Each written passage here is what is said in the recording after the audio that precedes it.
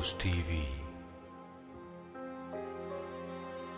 أن نحضر كل إنسان كاملا في المسيح يسوع.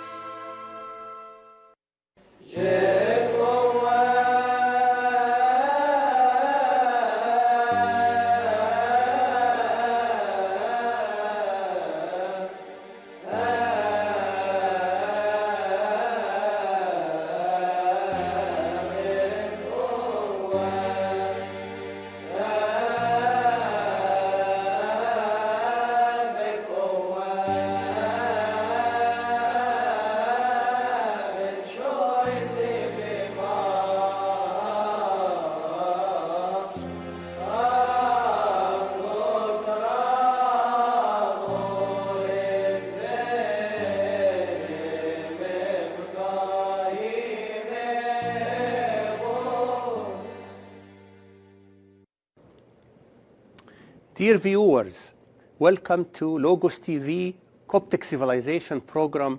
I'm Michael Saad. Our episode today is entitled Serving the World, the divine command of serving the world. Preach the good news and serve the world. Heal the sick, feed the hungry, find refuge to the refugees. Serve the world. Wash the feet, serve the world. And when you serve the world, Christ promised us, you will sit at my right-hand side, and I will tell you, come inherit the kingdom of my Father, because I was hungry and you fed me. I was naked and you clothed me. I was thirsty and you gave me water. I was sick and you visited me. And I was in prison and you came to me. You did not deny me. You served me. You served my little brethren. Our guest today is Suzie Abdou. Welcome, Suzie. Thank you. It's quite an honor, and I'm grateful you accepted my invitation to be our guest today. In several ways, you fulfill one of my dreams, perhaps before you were born. I had a dream, real world dream, doable dream, but I waited too long. Since I came to America in like 1977, and then Pope Shenouda was under house arrest in 1981. Yes. I felt a very demanding need to articulate the Coptic position, articulate the Coptic suffering. And the world was saying another story, while different from, opposite to our story. And I couldn't find anyone to articulate it for America.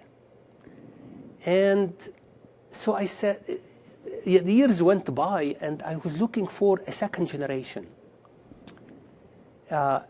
People who came to America at a young age or were born in America, who absorbed the Coptic cause, the Coptic civilization, the Coptic suffering, and articulate writing the history, writing the political science, writing the music, writing the painting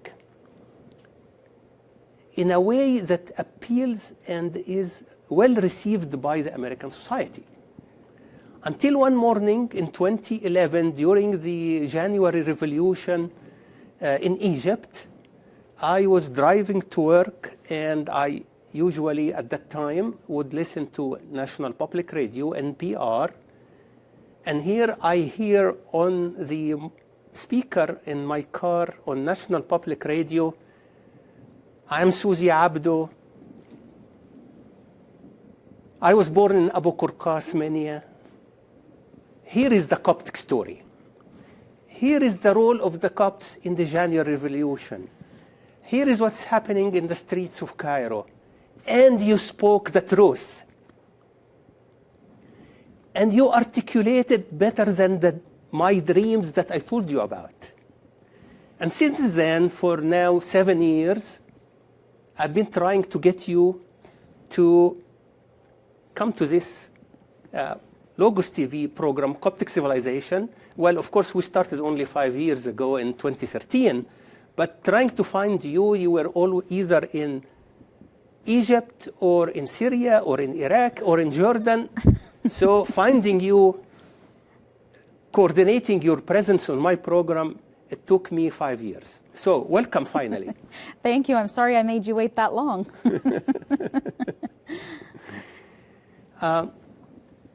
If I may introduce you to our viewers, two particular associations you had took you to the Middle East.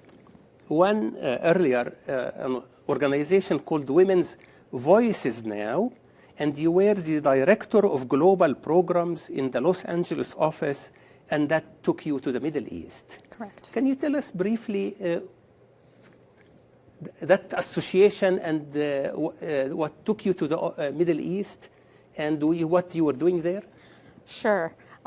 Well, my story is my trajectory is a windy one. It's not a traditional one as maybe some people are used to in our community. At the time that I joined Women's Voices Now, I actually had a full-time day job. I was working on health policy for the Department of Health Services at Los Angeles County. One of my many activities on the side was working and volunteering for film festivals. Arab film festivals, the one in Los Angeles, the Tunisian Film Festival in Los Angeles, and I was taking a class at UCLA to improve my Arabic reading and writing, which were almost non-existent, so I don't think improve is the right word. But while I was there, a friend mentioned to me that there was going to be a film festival in Los Angeles, short film festival, called Women's Voices from the Muslim World. And they were having a fundraiser, and she said, why don't you go and get involved since you have experience doing film festivals? I said, okay. I went to their fundraiser and an event that they had, and I met the executive director, and she said to me, we want to take these films overseas, but we want to build a program around these films. Is this something you'd be interested in?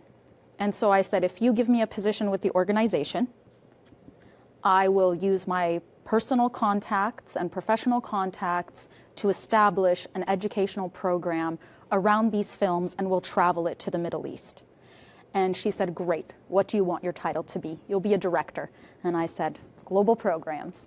And after that, it was set. I was not paid as a part of the organization, but our travel was covered. And every 2 to 3 months, I was in the Middle East screening different parts of our films. Our films were short films made by women and men in the Middle East on women's issues. So we had about 9 categories, and they covered everything from taboo subjects to women's health, the plight of young girls, empowerment, slavery, all of these issues. And what I did was I would ask people, partner with people, organizations, institutions in the Middle East, and ask them what films were relevant to their audience. And we would build a panel of community leaders from that country working on those issues to engage the audience after we screened the films. And by short film, in case people don't know, a short film is under 30 minutes. And so I would tailor a program. We partnered with everything from NGOs in the countries we went to universities, art houses, government groups, and also we went so far as to screen at a Palestinian camp that's really just become a city in Lebanon. Yeah, you will show us photographs later in the program. But I wanted also to say that you did this volunteer work beside your full-time job. Correct. And you received a BA from Loyola Marymount University in philosophy and ancient Greek, and also a master's from University of California, Riverside, in political science with emphasis on international relations. Correct. So you used your education and your to qualify you for that volunteer work. Correct. And to again articulate and educate the world that you were serving. But also you used your income to supplement your service and ministry and travels and so on. Correct. So the second organization that took you to the Middle East is the National Democratic Institute for International Affairs. And you were in the Jordan, the country of Jordan, field office as a program manager for women's political participation and parliamentary development. Correct. I'm not going to ask you about this now, but these are two activities from 2011 to 2015. You were in and out of this country, going to the Middle East, and actually spent 2 years in Jordan. Yes. So that's why I couldn't get hold of you. Correct. Yes. So please, let us start with your ministry. We go back and start with your ministry at St. Mary Church, Holy Virgin Mary in Los Angeles. Right. That's where you grew up and still a worshiper there. Yes. I had the blessing occasionally of worshiping with you and the family, and it's a great spiritual fellowship and pleasure. So please tell us your association with St. Mary and especially ministering for the youth.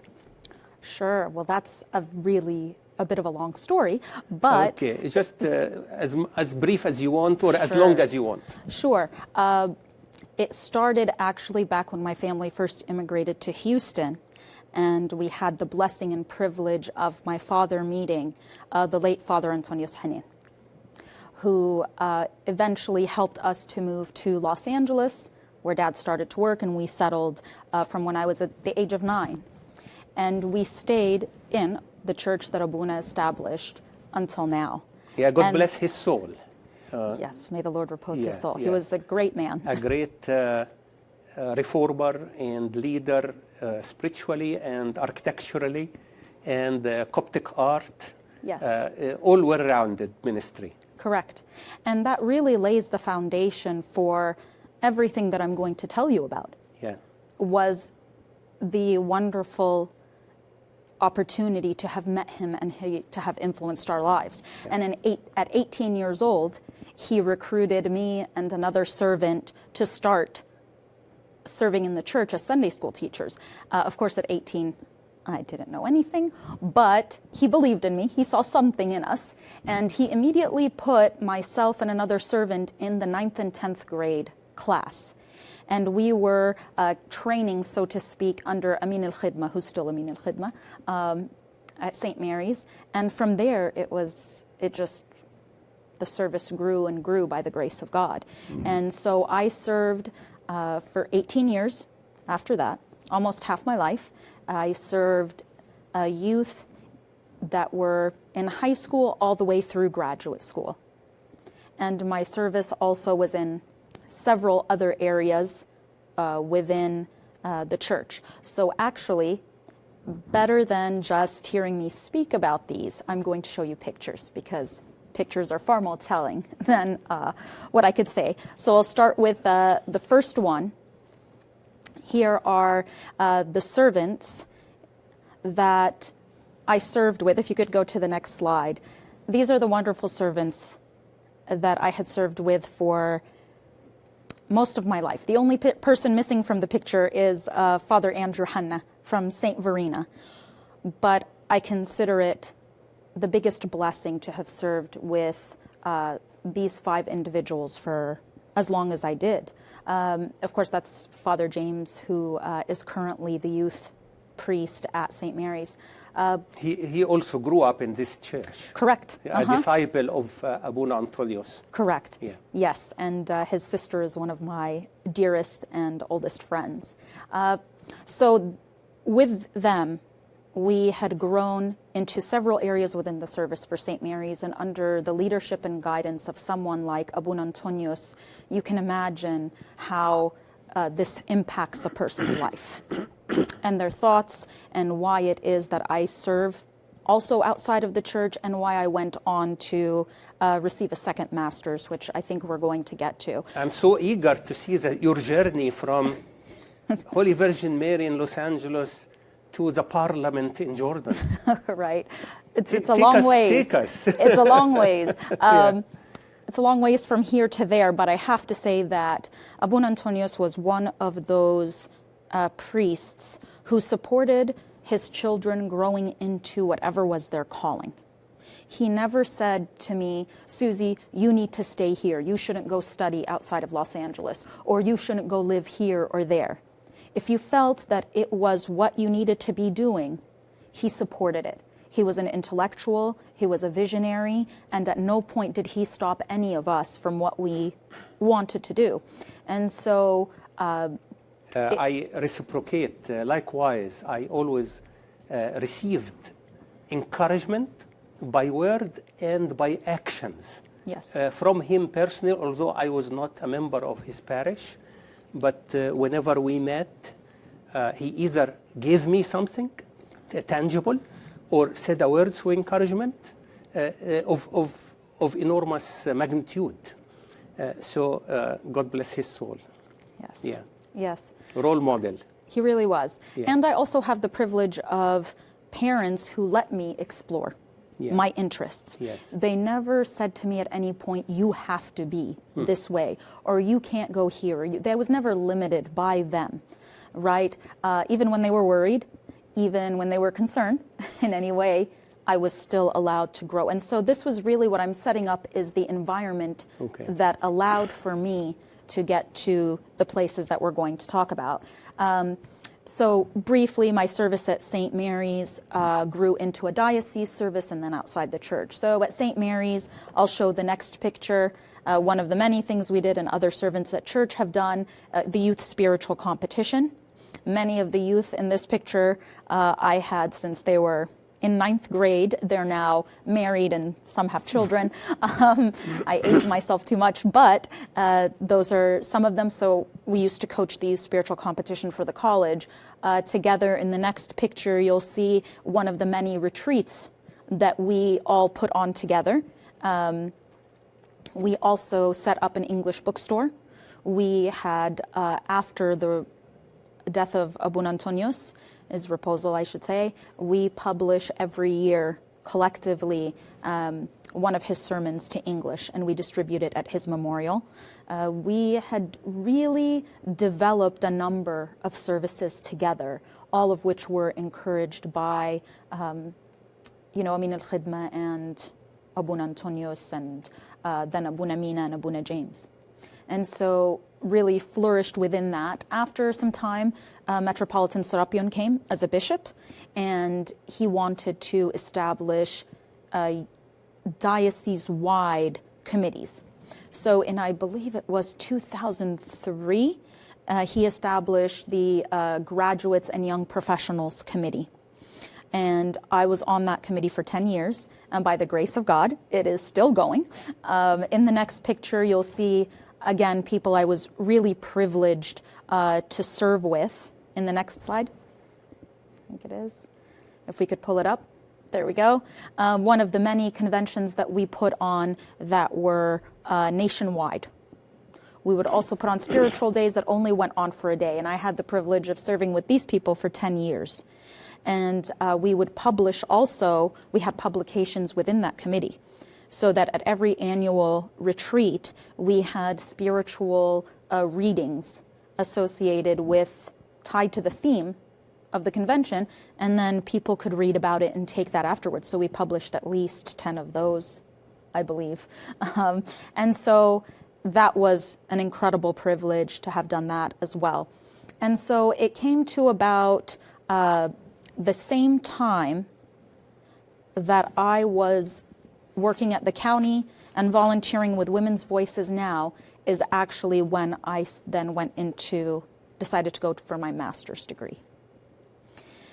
And the reason that I chose to do a second master's degree in Orthodox theology is really due to the 18 plus years that I had served at St. Mary's. I think that everybody knows Abun Antonios was a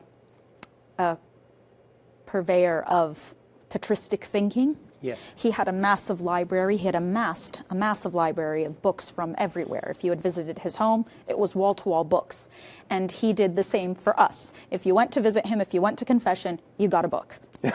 And you had to read it. And as a result, many of us amassed very large libraries. My library alone has 300 books just on orthodoxy and the Christian faith. And the manifestation of that, he went to Claremont Graduate University to receive a master's degree He did. in theology. Yes. And continued since then, before and after, up till his departure, Yes. supporting Coptic studies at Claremont Graduate University by going personally weekly. While his back was suffering and in pain, he would drive almost an hour each way to attend the lectures by Dr. Gaudat Gabra and to the class, and lending support. And not to mention that he personally gave me a personal check from his personal checking account. Yeah. A very generous donation to the Coptic Studies program in Claremont. That's amazing. So that shows, that supports your testimony about him encouraging others, especially his spiritual children, to be to study theology, Coptic studies, whatever their talent and their gifts lead them. Right. And he encouraged you either directly or indirectly to do a master's degree in theology, which you completed when? In August of last year. Oh, congratulations. It was kind of a long ways. Thank Wow, you. It was a long okay. road. It should have been 4 years, but because of my move abroad, it Yes. took me a little bit more time to finish my thesis. But I'd like to just add a little bit more to what you're saying, that Abun Antonios believed that orthodoxy was deeply rich and that it was global, and that we were part of a faith that is invaluable, and that we have to understand that faith. And it is incumbent on every person to acquire the minds of the fathers, or the mind of the Father, because they're of one mind. And so patristics to him was everything. The way that you understand the church, the way that you understand God, will also influence understanding how God works in your life. And so we were all required to study the same thing, to acquire the mind of the Father, so that what we passed down to the youth at St. Mary's was always the same voice. And by the grace of God, I do want to share that with those people that you saw in that first picture, those servants, there is not a youth until today that you can go to that will tell you, I went to Suzie and I got a different answer than I got from Sharif, from Vivian, Laura, Andrew, or Paul. And so they couldn't get away with too much. You have a strong fellowship, spiritually, intellectually, Correct. theologically, Correct. patristically, Correct. and so on. Yes, that's Yes, right. yeah. And we all amassed large libraries. And you break bread together. Yes. Okay. So it was really having that kind of a background, I decided to formalize it through studies, Yeah. through my studies. But really, we had acquired so much knowledge beforehand that it was invaluable. And I said, well, let me get this master's, because no matter what, this kind of knowledge is necessary for our personal lives and then for service within the community.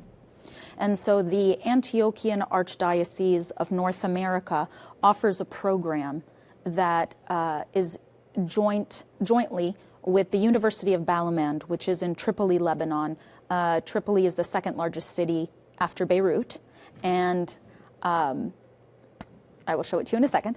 And it offers a certificate program Yes. that you can take in 3 years. You can do a 4th year and get a master's if you write a thesis. And so it's done through correspondence. It's the St. Stephen's program. And I went ahead and did that from Los Angeles, but once a year you would go for a week to meet your professors who were all Orthodox priests with PhDs in Pennsylvania.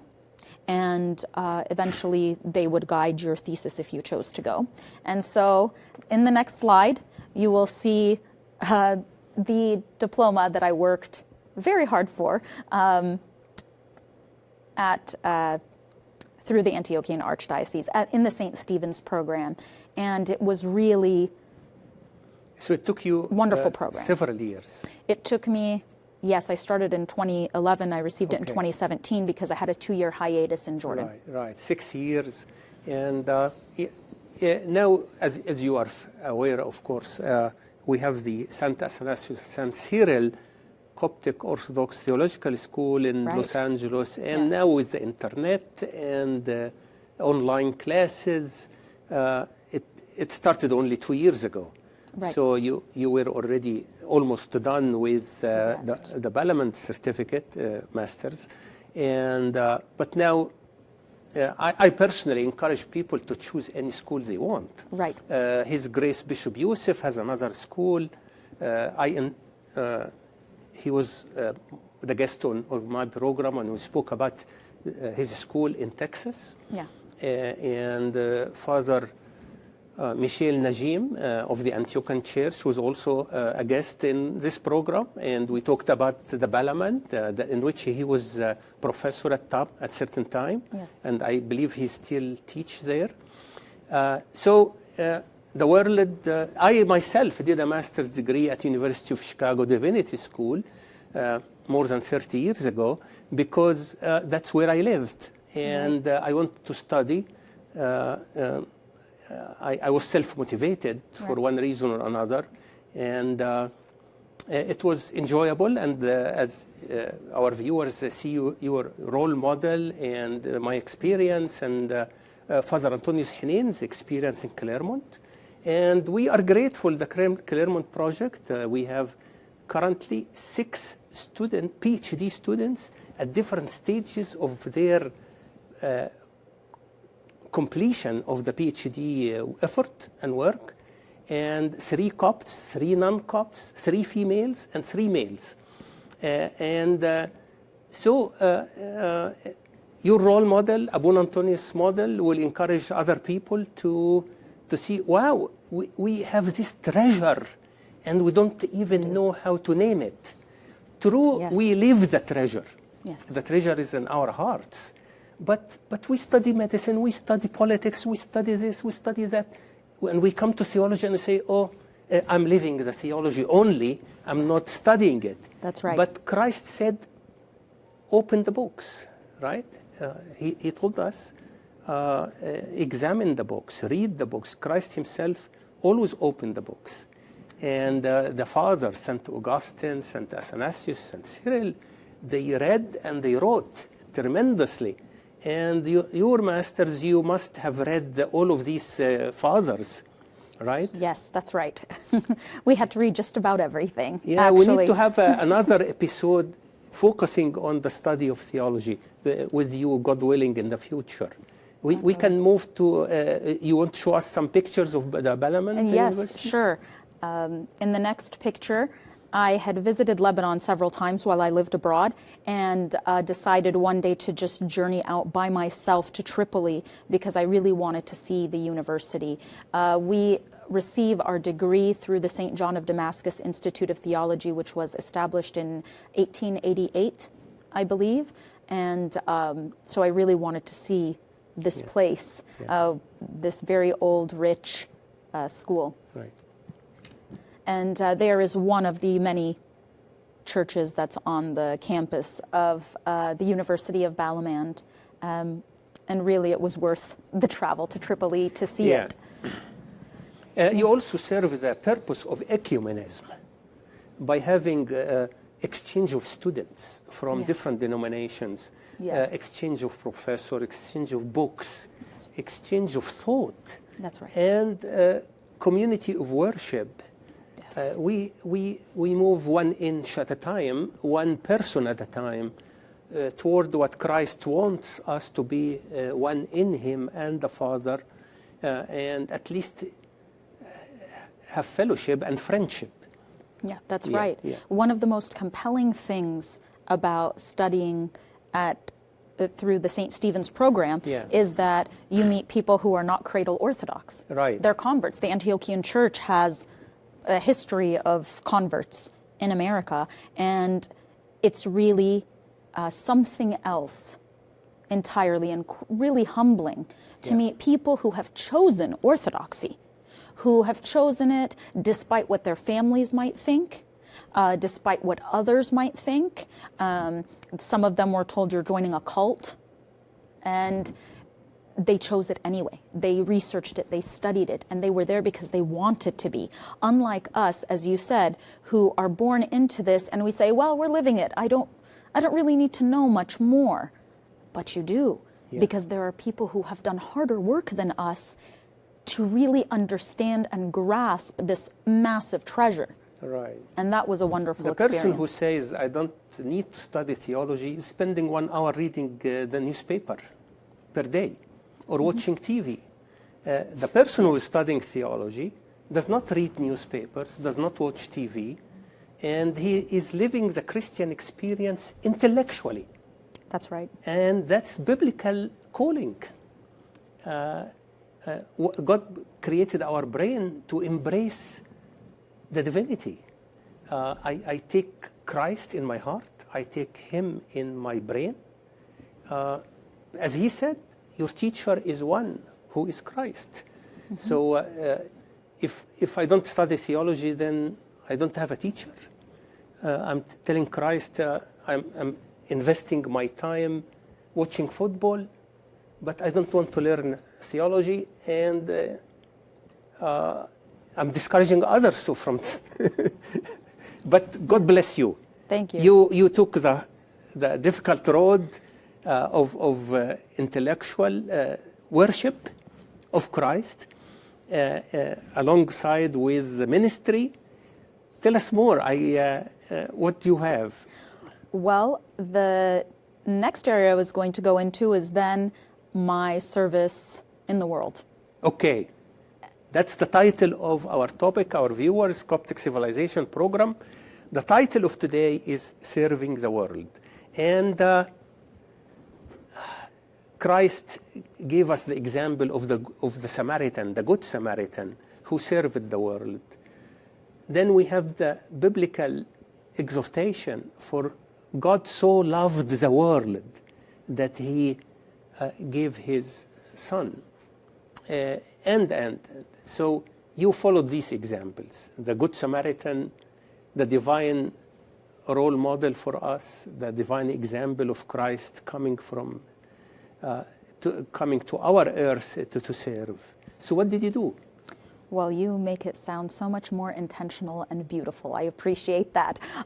Again, mine was a windy road, but it was compelled, again, by being raised on the shoulders of giants. Yes. And there is a verse in Luke, to whom much is given, much is required. Yes. And sometimes it's translated as expected. But expected and required, we know, are entirely different. And it's important to focus on required and on the translation because semantics in Orthodoxy is important. If we were to tell someone expected, they can fall short of your expectation. They can have a partially fulfill that expectation. But when something is required, you either do it or you don't. There is nothing in between. And so when it's required, you are compelled to do so. And I was compelled to do so because I had the privilege and the blessing of being influenced by people like Father Antonius Hanin, Father Morus el-Iskiti, who was our priest in Houston, Texas, by Mary Suriel, who was my servant for many years growing up. And I really like to mention her because she was a woman. And much of the work that I did abroad is gender work. But she was a woman, and she helped Abuna with the first translations to English of things like our Bascha book, our Midnight Praises. Much of what we have in English is due to her work, and that was an excellent example. And of course, Father Daniel Farag, whose wife, Tassonia Afef, is my mother's sister. So really, when you have these kinds of giants in your life, there really is no other choice but to continue what you've been given. It's required. And so it was very natural for me to then continue into service, whether through employment or through volunteerism, to help others. And it was my studies in patristics. I read St. Basil's On the Human Condition. And that was really influential for me, because the reason I studied philosophy is because I'm fascinated with the human condition and our collective experiences that give us insight into the human condition. And so I read that, and it was very compelling. It's always been my favorite, patristic writing, along with his book on social justice. And so for me, again, it was natural to then go into serving the world through whatever my profession was going to be. And so I entered into international development, which is why I studied international relations. And my focus was democracy, governance, and gender. And Women's Voices Now gave me that entry into doing international development work before I moved abroad. And so in this slide, you'll see a lot of people haven't heard in our community the word international development. But the United States and many Western countries have things like USAID, UK aid, AusAid, in which we give money to other countries to implement programs in the areas of education, democracy, health, and so on. And I worked in democracy. And so with Women's Voices Now and gender, but with Women's Voices Now, the first stop we made was to Jordan. And the reason is because I had visited Jordan and Syria in 2010. Actually, I had traveled with one of the servants from St. Mary's and another childhood friend from school, and I really loved Jordan. I really loved Syria, and got to be with the people of Syria. And so I decided to build out a program in Jordan, because that's where I first made my contacts. And so for 2 weeks, we traveled around Jordan screening in different venues. And so in this next picture, this is Just University, which is the Jordan University of Science and Technology, and we had the privilege of meeting with all of the women in the picture are nurses, doctors who work in maternal health.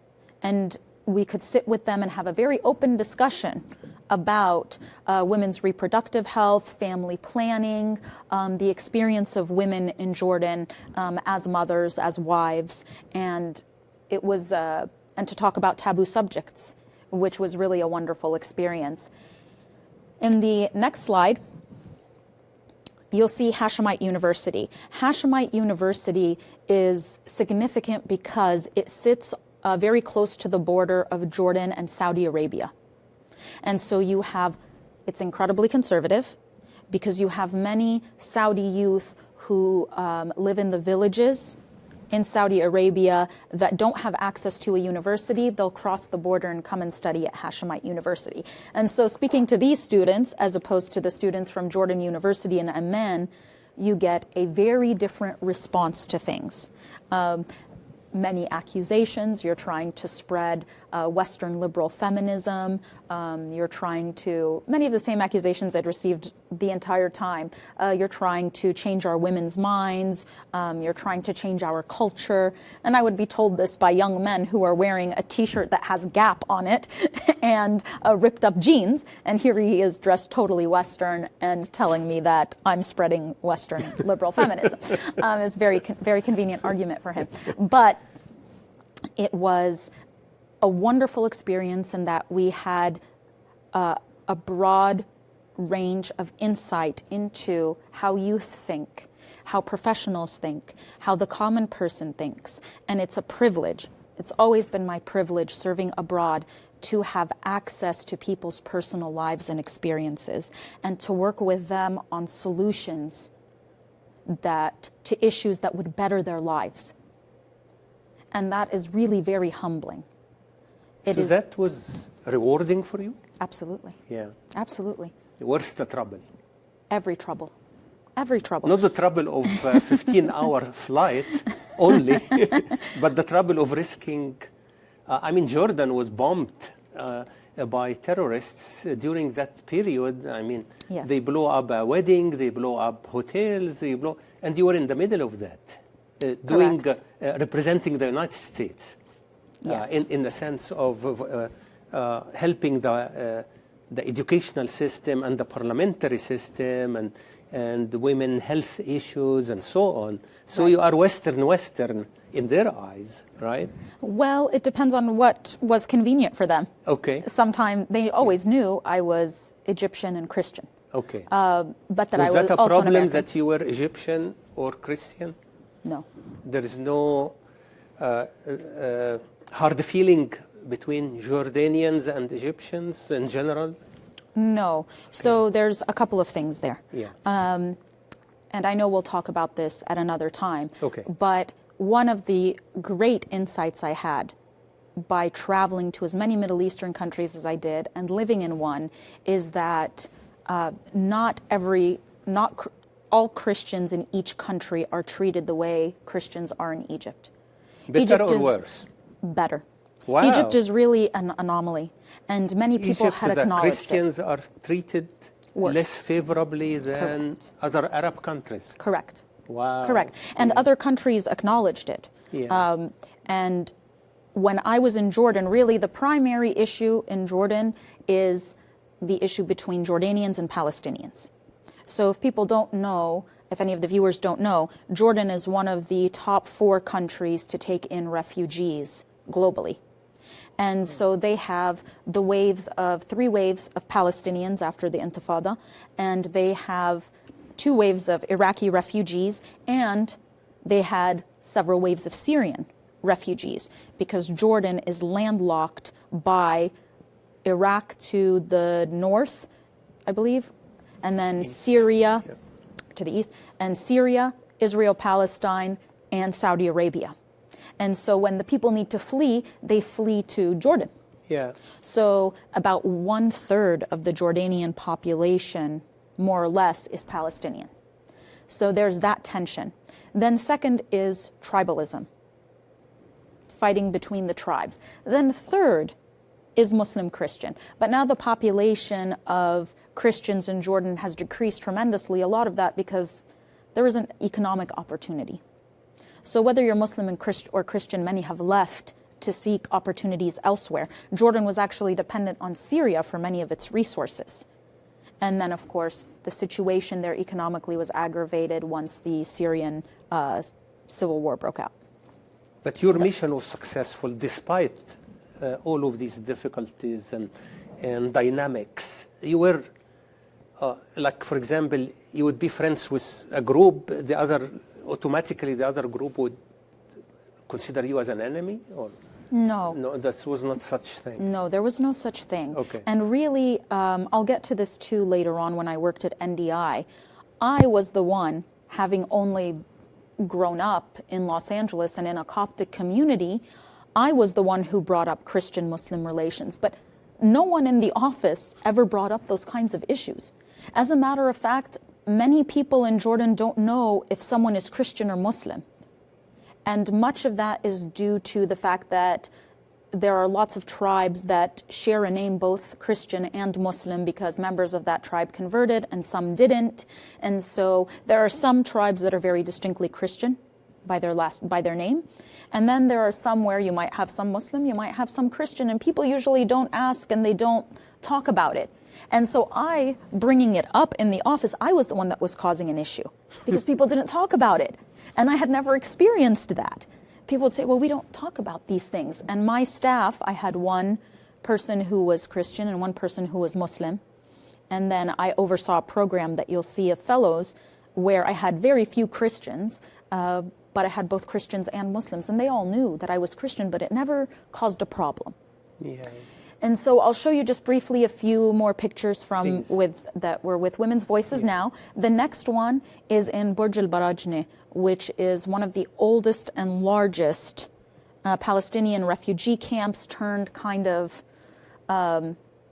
low-income neighborhood. Some people refer to it as a slum in Lebanon, and we had the privilege of screening there.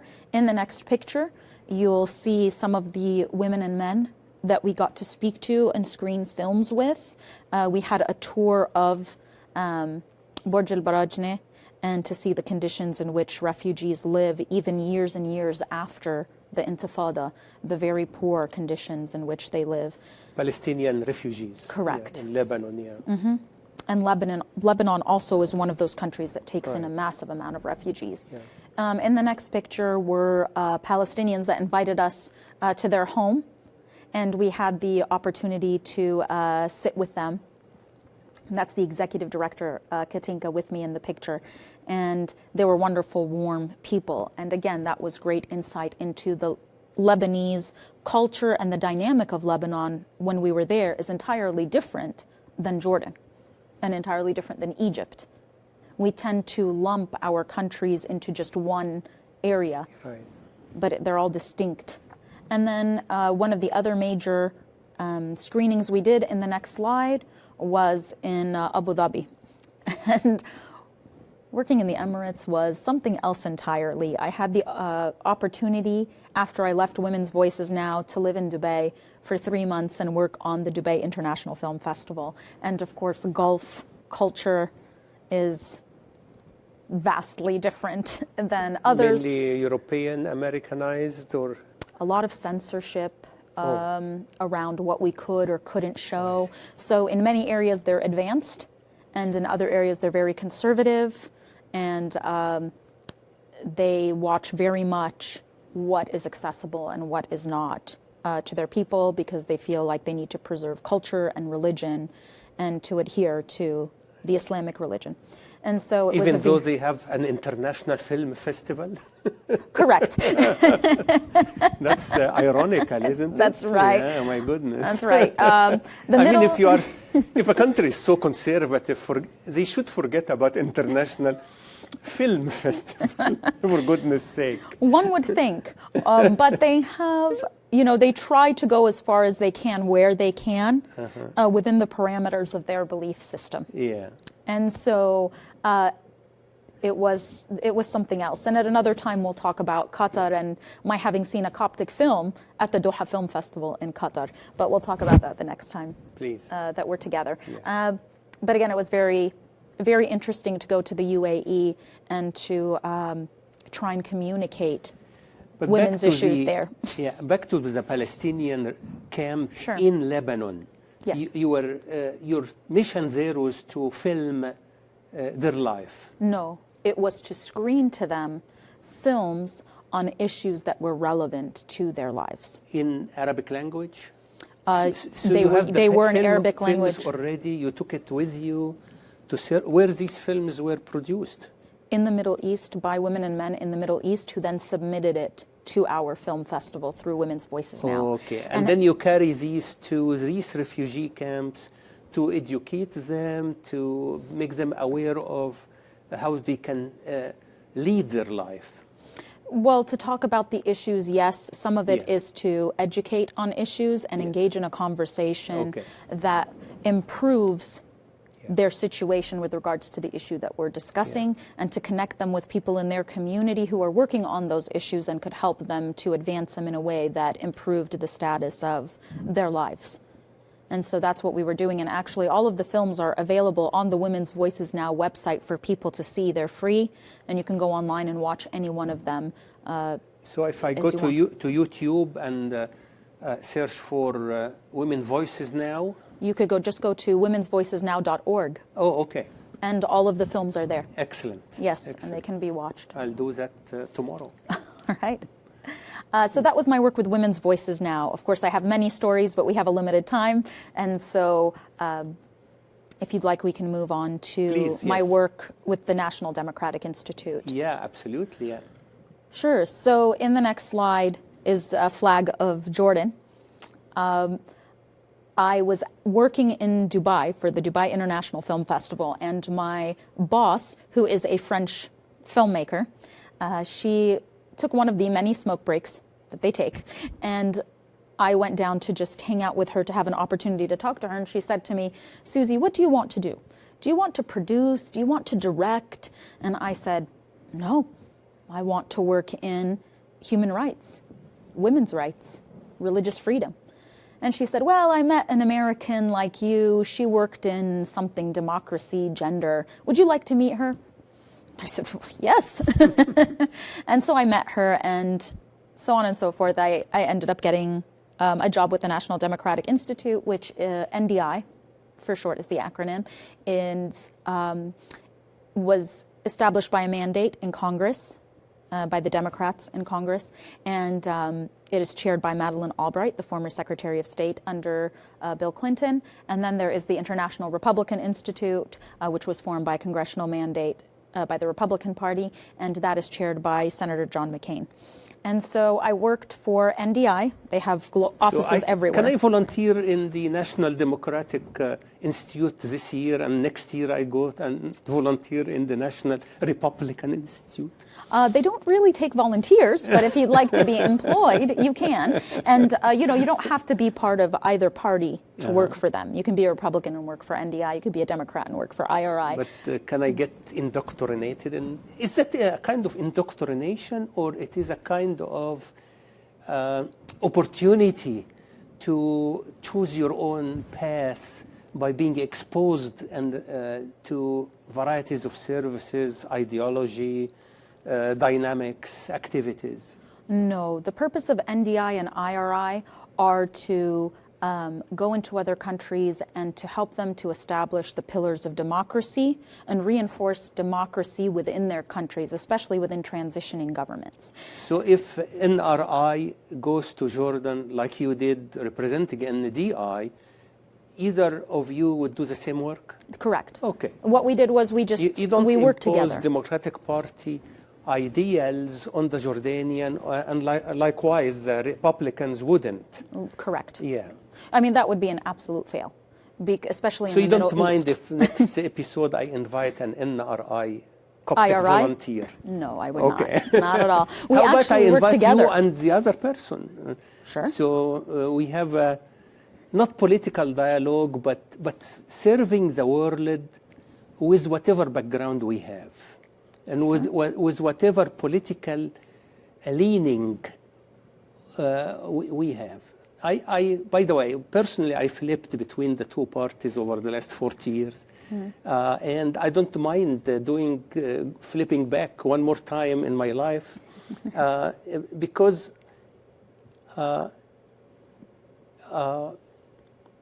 it's not a religious mandate.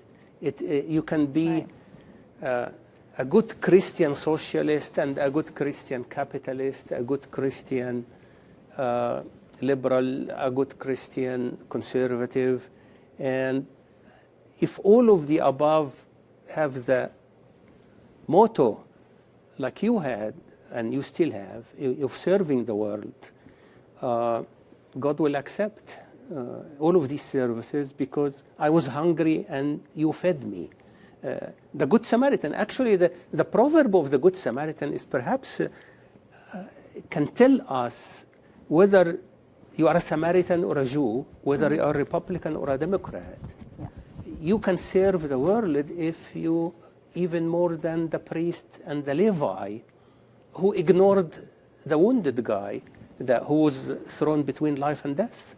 But the Samaritan, who is an outcast, when he served and exposed himself to danger, like you did in Iraq and Syria and Lebanon and Afghanistan, Christ praised him and put him as a role model. This is your neighbor that you should love as yourself. Yes. We want to hear more about your service in Jordan.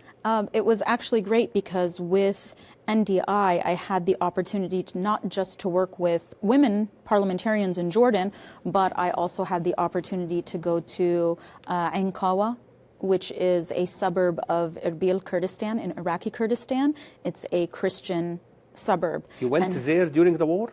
I went there in December 2014. Yeah. Yes. The war didn't end anyway. No, so. it hasn't ended. So, wow. And so I had that opportunity to train Iraqi women parliamentarians on strategic communications. And then I also had the privilege of training Saudi women on 4 different occasions. They were brought to Amman and trained them because to run for office, because in December 2015, they had the opportunity to run for municipal council for the first time in the history of the country. So it was a real privilege to be exposed to the various cultures and the women from the different countries. I'll go through these fairly quickly, but just to give you an idea. Show us. Everyone does. Okay, show us. And so I had the privilege in this next picture to go out even into the villages of the 12 governorates within Jordan to meet the women, to talk to them about their issues. This particular woman who's in this picture, she was a leader in her village, but she was illiterate. But she had a strong personality, and she had the will to grow up and to say, I'm going to lead in my community. And it was very humbling to meet her, because I've had every privilege. She's had very few, yet she made herself a leader. And it was great to meet them and to talk to them and to find out this life that I will never experience myself. In the next picture were some of the women that she brought from the village to be trained with her. You know, this was oftentimes tricky because many of them had to have permission. The further out you go from the city into rural areas, the more a woman needs permission to participate in these kinds of things. And so that was always a fine balance, no matter where I worked. If we were in the major cities, no problem. The minute you left major cities, it became a fine line that you had to walk. So that was work. We worked with women who were not elected around the country to educate them on the laws, the personal status laws, which include divorce, marriage, custody, inheritance. Inheritance is always a big one in the Middle East. And we trained some of them to be leaders in their communities, some of them to run for office, and some of them just to know how to vote. They had never had the opportunity to vote. And that was incredible to hear their stories and to have any sort of insight into their lives. Then the second part of what I did was I worked with women parliamentarians to build their capacities as leaders. There were 18 women in the Jordanian parliament at the time that I was there. That's the highest number in their history. And I had everything from, none of them were Christian, but I had everything from the PhD, JD, non-hijab wearing parliamentarian who spoke excellent English, had a home in Beverly Hills, to the woman who was from a very rural area that received no services from the government, who wore the niqab and had a limited education. And so there was every kind of woman. In the next picture, I want to show you the only Christian woman that was ever a parliamentarian. I don't think there are any now that are parliamentarians. There is a 9-seat quota for Christians in the Jordanian parliament, but what happens is the men take those seats, Christian men. And so then a Christian woman would have to try and get in through the gender quota, through the women's quota in the parliament. And only one woman was able to do that, and I just loved meeting her. She was very well respected, had done a great deal of service, and it had been recognized that she really served the people as a parliamentarian. Very good. And it was always my privilege to have met her. Also in my work there, in the next picture, you'll see parliamentary fellows. They're Jordanian college graduates that we put into the offices of the parliamentarians to help them with research and writing and so on, again, to build their capacity. Like congressional staffers? Yes, or less, so to speak. Trainees or interns? They're above that. They're above interns. Yes, Okay. that's why we referred to them as fellows.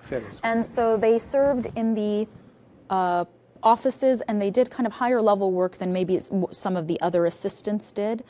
They would write their speeches, they would do their research on the different laws, so that when a parliamentarian went to the floor, they knew what they were talking about.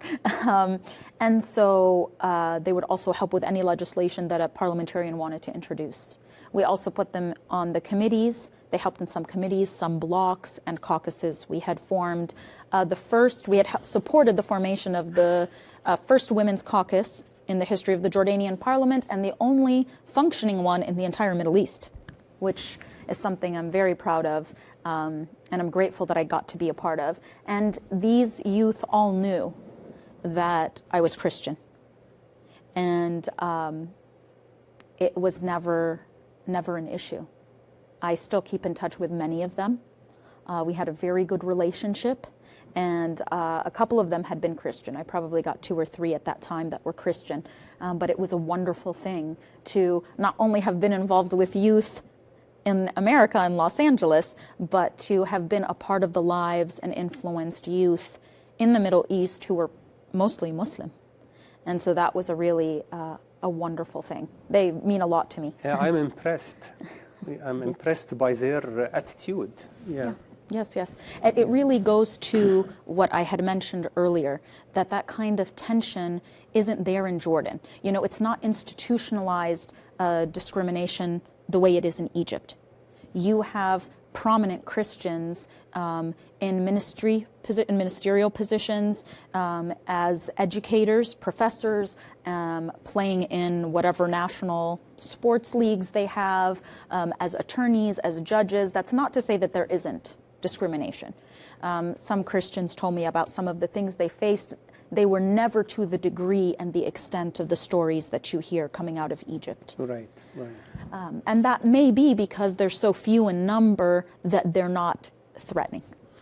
Also, Right. Egypt was like that in the early 20th century, but misfortunes made, it's well known that since President Saad took office, it went downhill, and there were deals between the government and the Muslim Brotherhood, so they took some pressure to change textbooks Yes. and allow the TV to slam Christianity day and night for 40 years. So new generations grew up with this hostility, became part of their DNA from birth to adulthood.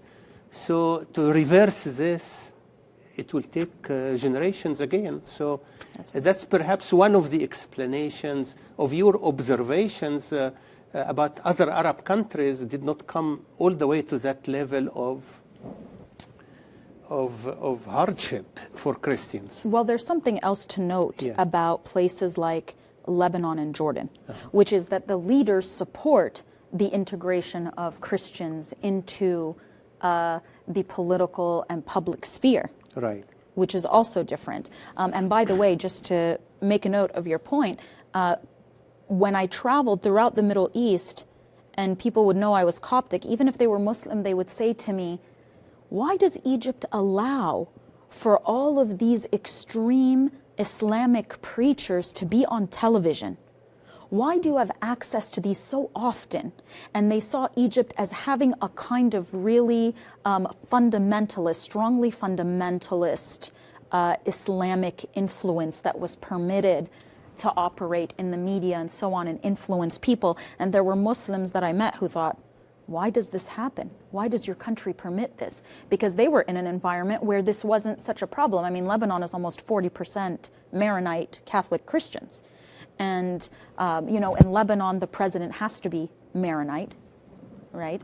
And they have the highest positions allotted, some to the different Muslim sects and then to Christians. Right. Right? And they also have a quota in Syria, Jordan, Lebanon for Christians.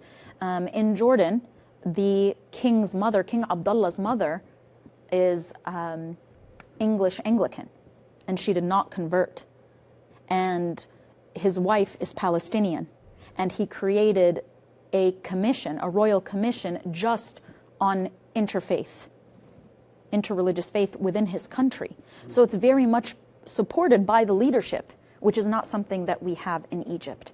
We also have activities in Egypt that are not in other countries. Like in Jordan, the Muslim Brotherhood have a quota in the parliament. And so then they have to organize themselves in a way where they present a platform and then people either support it or don't. And that's very important too, because it's not underground activity, it's above ground, and it requires dialogue. And so that's really something that I found and learned more about when I was in the Middle East. The plight of Christians, of the Copts in Egypt, is different for many reasons, and those are a few of them. Yeah, yeah, great. Yeah. Yeah, more pictures. More please. pictures. So Yeah. this is just, the next one is, I'll just quickly move through them, is just one more picture with the fellows. This is before I left Jordan. And the next one is the women parliamentarians. that I had the privilege of working with. They actually threw me a surprise going away dinner and brought me gifts before I left, and it was very moving. I appreciate it very much. Again, a privilege to be allowed into a country and to serve them, to work with them, to have insight into their personal lives and their activities is, again, a privilege. And that's just one last photo of us together. And with the parliamentary... These are the women. Members of parliament? Correct, and yes, members yes. of my staff, Yeah, yes. yeah, very nice, yeah. And so this is the end of Jordan trip? Well, actually, I have a few slides about the lessons I learned about Christian-Muslim relations in Jordan. Okay. And so there were many, as you can see in the next slide, that I learned. Okay. The majority of Jordanian Christians are Rum Orthodox. So they're under the auspices of the Greek Orthodox Church, and then many are Catholics, but the majority are Orthodox.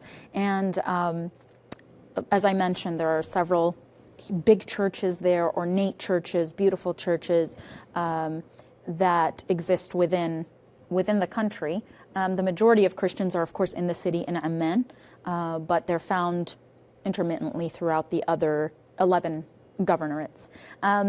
In the next slide is the Coptic Church in Amman, which actually one of the priests there, Abuna Mikhail, his daughters happened to attend Holy Virgin Mary in Los Angeles. Oh, okay. But I didn't know that until I went to Jordan. And it is St. Mary's Church, and there are 3 priests there. And I learned some pretty big lessons just about being a Copt from Los Angeles when I was attending St. Mary's in Amman.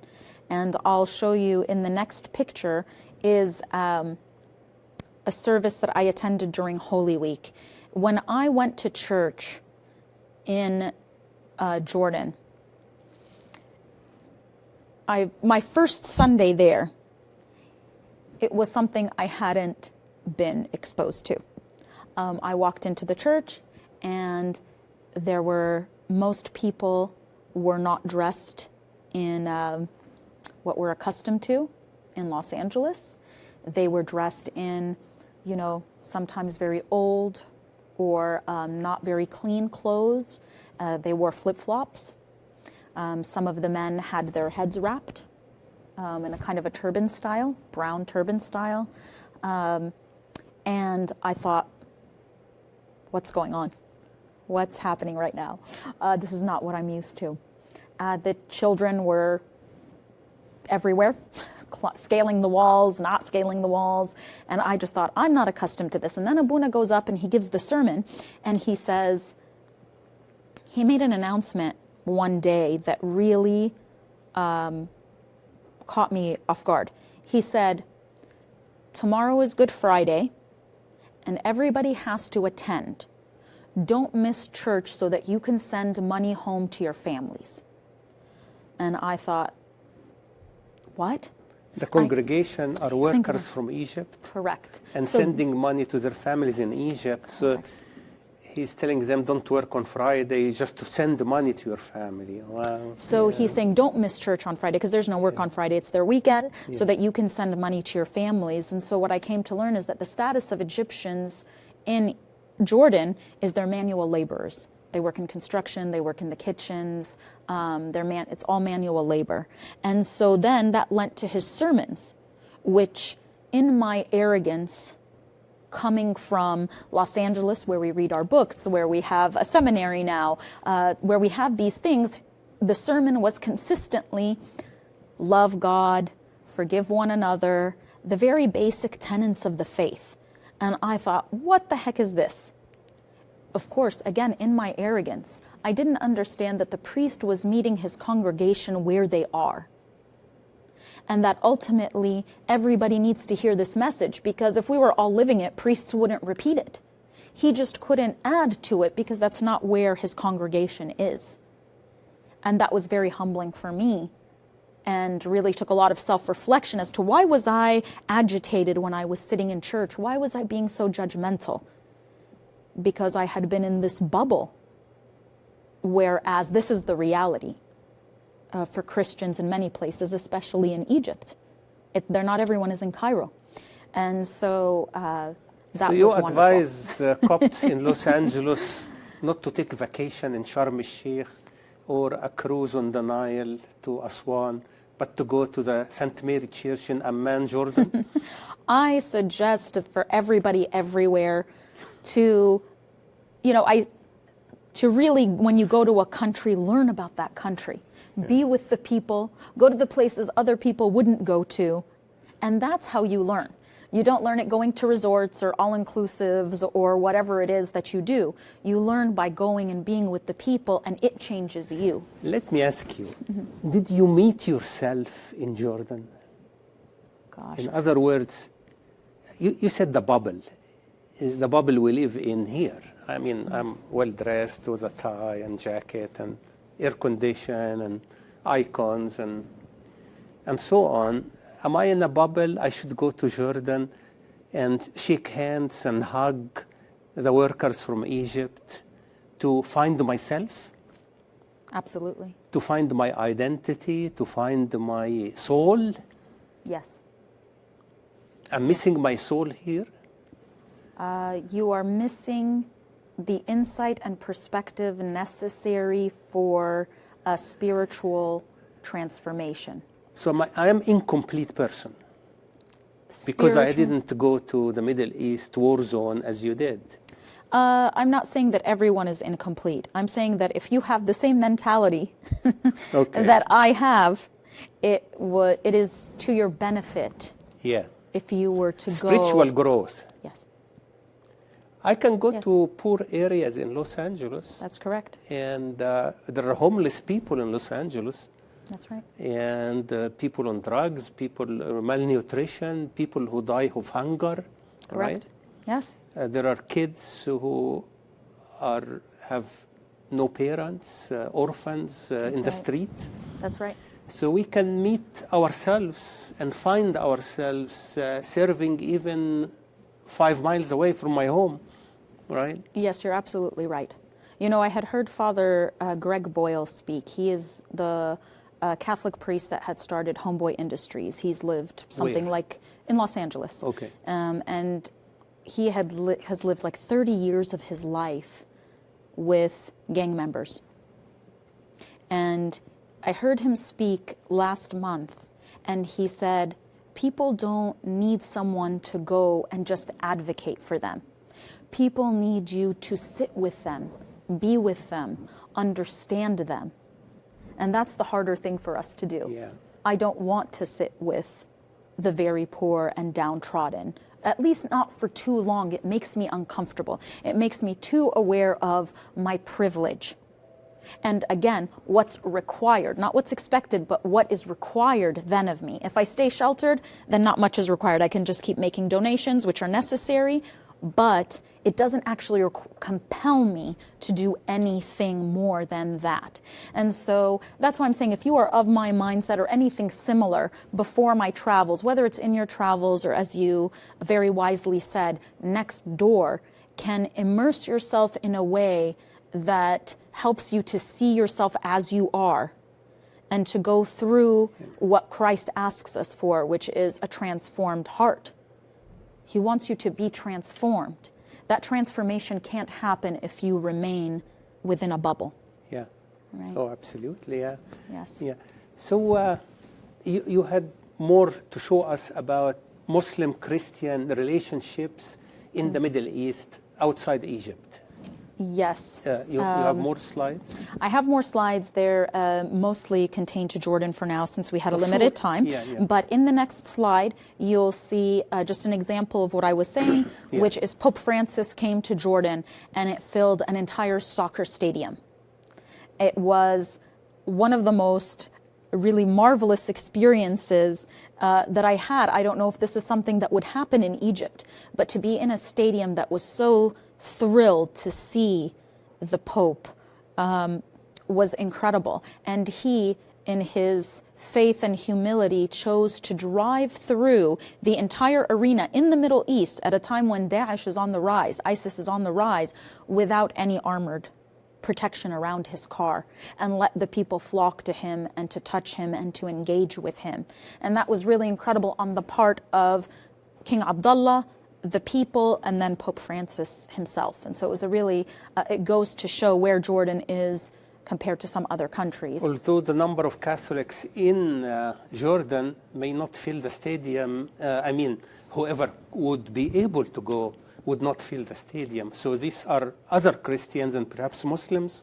There were Christians, there were Muslims who were just intrigued to know who this man is and to be in his presence, and it's permissible. Yeah, and in a spirit of friendship and collegiality and curiosity. And curiosity, right? Yeah. That but nothing religious would prevent them from going and touching the leader of the Catholic Church. Yeah. No, they went and they were just interested in, there is no threat of learning about the other. Yes. Right? Yes, and so a lot of the people there too, you have a lot of Filipino migrant workers who were also there, who are very strongly Catholic, and they are the nannies and so on in the homes. And so you had a lot of Filipinos that were there, Orthodox, Catholic, Protestant, Muslim. You had just about everybody who just wanted to see this very compelling figure. Yeah. Christian figure. In the next slide, you'll see the baptism site in Jordan. And this was something that I also learned in Lebanon and Jordan. I saw that Muslims visit Christian sites. And sometimes school children are brought to visit each other's religious sites. So, for instance, the statue of St. Mary, Harisa, in Lebanon, there were young Muslim girls there wearing the hijab, and they were visiting and climbing up to the statue of the Virgin. And when you go to the baptism site, there are Muslims and Christians alike who the Muslims are curious and they want to see, and they know that this is a holy place. And you will see that there's a sign in this picture from King Abdullah saying you need to preserve the heritage of our country. He doesn't need to do that at a Christian site, but he does, which then influences the minds of his people. And then in the next picture, you'll see that there on the grounds of the baptism site is a Coptic Cathedral that's being built. It's on the left there, and then on the right is an Armenian Orthodox cathedral that's being built. I see a tower. Is this tower Coptic or Armenian? Okay. The Armenian is on the right. Is on the right. And the Coptic Church is new? It's brand new. Oh, okay. And it looks a little bit like the cathedral in Cairo. St. Mark's Cathedral. Wow. It's likened to it. And so the way that they've divided the grounds is that different Christian sects can have their places of worship on the grounds. So the Greeks have a Greek Orthodox cathedral, the Catholics have a church, the Copts, the Armenians. It's really wonderful in terms of what you can see there.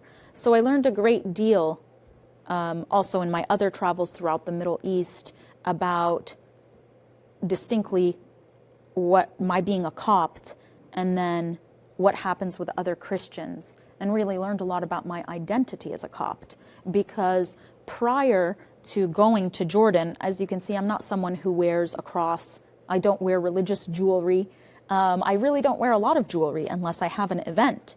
But when I was in Jordan, despite everything that I've said about the fairly good relations between Muslims and Christians, I felt like I wanted to wear a cross. I bought 3 crosses when I was there to wear, because I learned when you are a minority in a country, you want to assert yourself. This helped me also understand why Copts in Egypt wear crosses or tattoo crosses on themselves. You want to assert your identity and your place in that culture. You want to be the one, you spoke about this earlier, who controls the narrative of your people. How they are seen, how they are understood, and how they have a place. So they are not erased, the narrative is not skewed.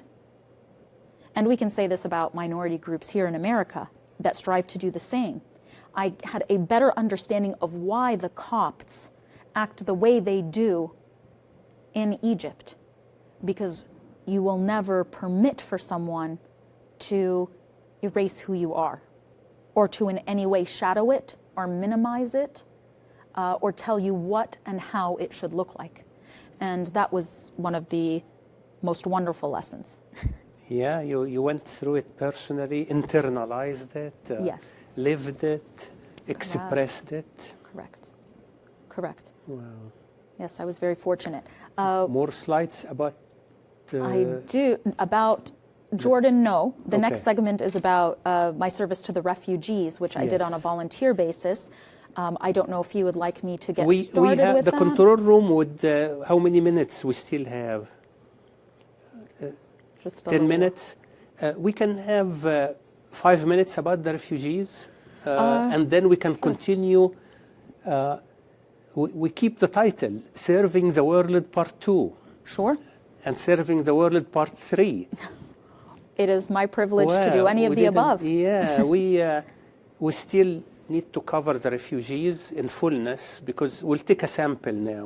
Sure. And then other services in the world that you went through in Iraq and Afghanistan. You went to Afghanistan, right? I did not. You did not. So Iraq and Syria and Lebanon And Morocco and Tunisia and France and Greece and Serbia. and Serbia.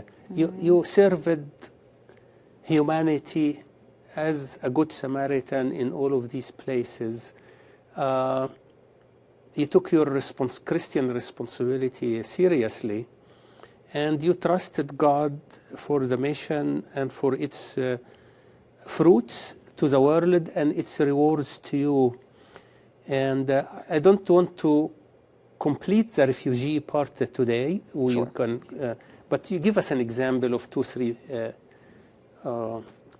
pictures Sure. Of your choice. Sure. So in this picture, it's really an example of the climate in which and the environment in which we served. I had the opportunity to lead a needs assessment mission for a Christian organization based out of Nashville, Tennessee, called Servant Group International. And What's the name again? Servant Group International. And their mission is to serve Muslim communities around the world as a way of ministering Christ to these people. And so they have programs in Iraq and Mosul, in the war-torn areas, where they have schools for children who are returning or who have lost their schools. And they wanted to have a service in Greece.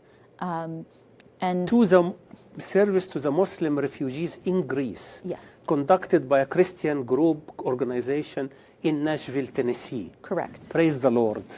And you volunteered there. Yes, actually, a friend of mine roped me into it. I had seen some pictures. This was the time I repatriated from Jordan. And I have a friend, David, who had gone on a short assessment mission.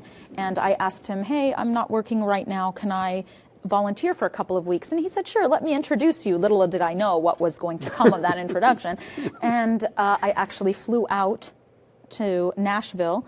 And they said, we want you to go for 6 months. And I said, there's no way I can go for 6 months. I don't even know what to do there. This was at the height of the refugee crisis, so it was a lot of chaos at the time.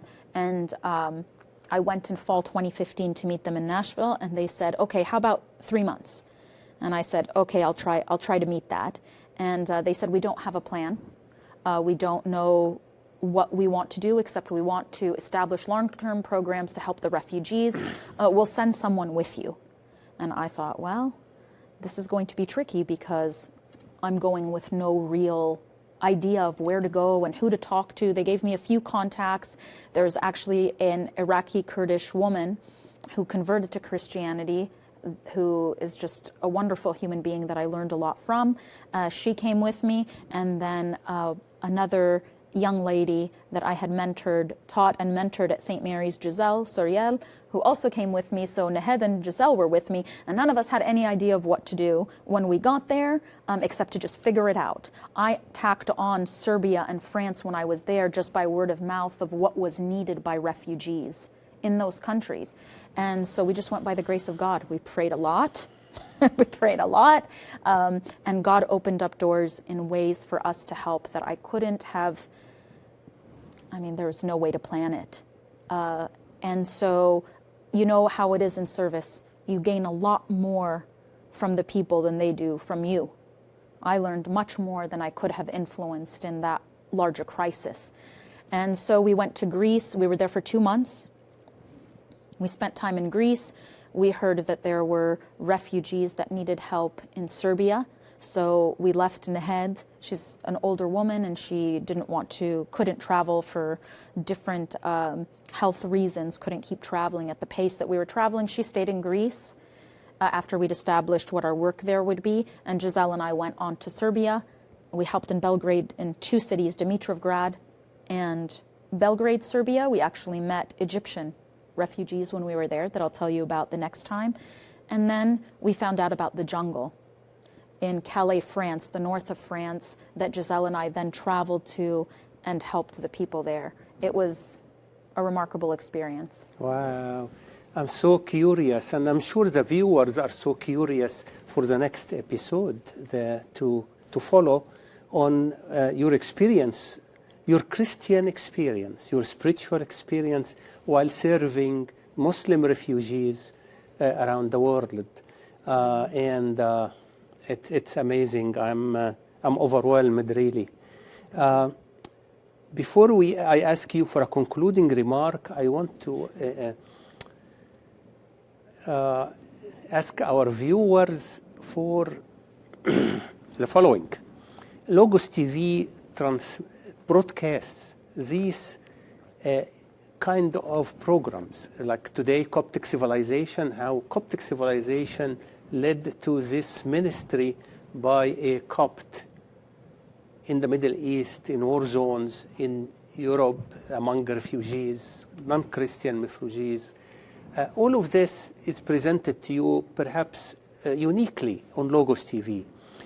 Also, broadcast of liturgy, Eucharist, sermons, spiritual conversations, spiritual programs like Father Bishoy Aziz, like Father Daniel Azer.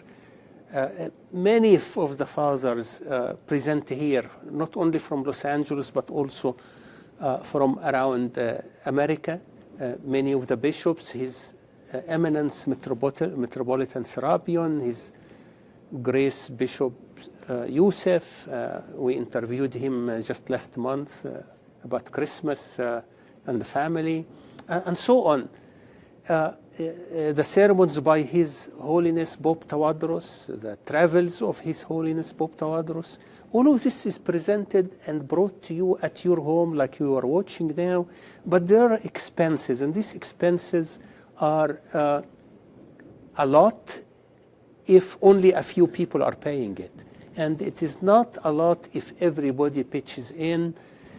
If every Copt in America donates $1 a year, it will be covered. But you know that that will not happen. Only a few will donate something. So please consider calling the number on the screen of LogosTV and donating using your Visa card. The number is 818-342-3388, or go to the website logoschannel.com, as it is written on the screen, and you can donate on the website using your Visa card. It's also a good thing to donate certain part of your tithing monthly to LogosTV, whether it is from your Visa card, that's possible, from your bank account, it's also an alternative. Suit yourself. But we would like to hear from you. Even $10 a month would be very much appreciated, and it will take LogosTV to continuity and to improvement. We are thankful for the studio renovation that you will see. You will see the screens here. We put these screens for our program today. Christ washing the feet on the very left, then Christ suffering on the cross, then Christ preaching to the imprisoned in Hades and getting them out, Adam and Eve and their children, and the glory of the resurrection. And now we come to Suzie to tell us about the ministry Your role model in the ministry, of course, everybody, Christ washing the feet, Christ suffering, Christ in the tomb, dead, but alive,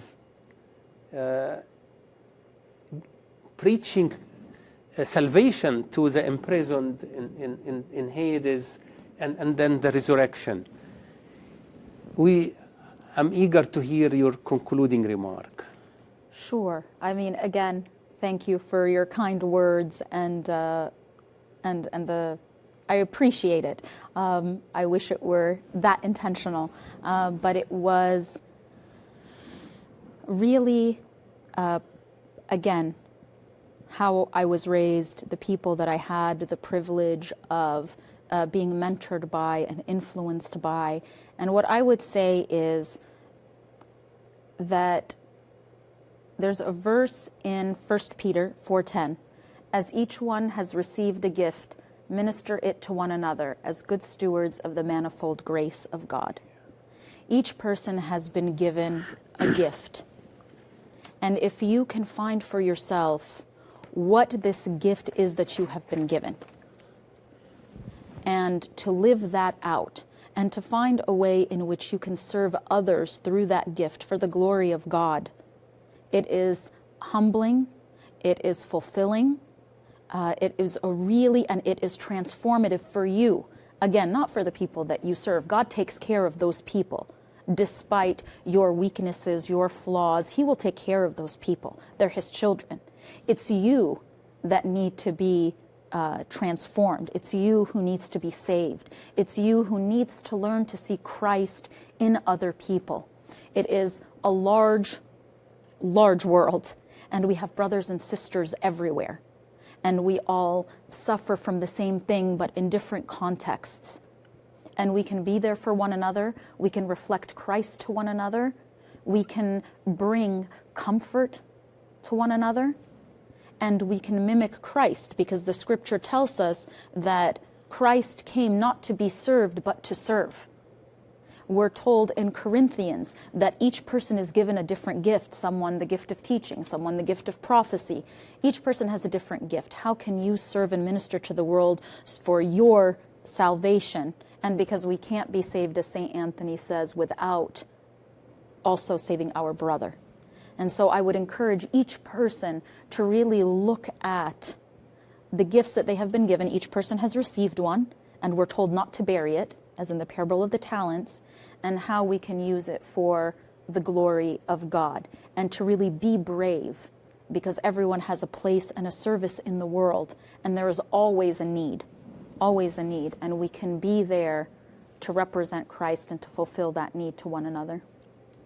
Thank you so much. Thank well you. said.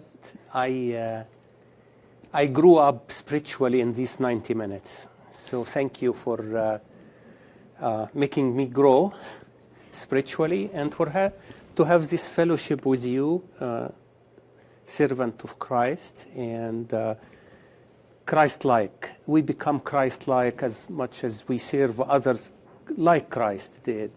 Thank you. I'm grateful. I'm honored. My program, Coptic Civilization, is honored. Thank you so much. Thank you for inviting me, for being patient in my coming here, and for the kind words and offering me the opportunity. Thank you. We hope to see you again in this program to continue our conversations about faith and living the faith in serving Christians, non-Christians, neighbors, no neighbors, in the Middle East, in Europe, in America, in our backyard. God bless you and bless your ministry. Thank you. Our viewers, thank you for watching our program, Coptic Civilization. As always, this broadcast live the first Tuesday of the month at 7 p.m. to 8:30 Los Angeles time, and repeated Wednesday at 2 a.m. and 12 noon, also Los Angeles time, and also on Sunday at 12 noon. And so that would suit the whole world. Also, you can watch this program, or continue to watch it, if you go to LogosTV Facebook page. You can watch this program from its beginning in few minutes. You can go to Logos Space TV on Facebook or my page on Facebook, Saad Michael Saad. I posted the episode. You can watch it right now all over and continue to watch it for many days there.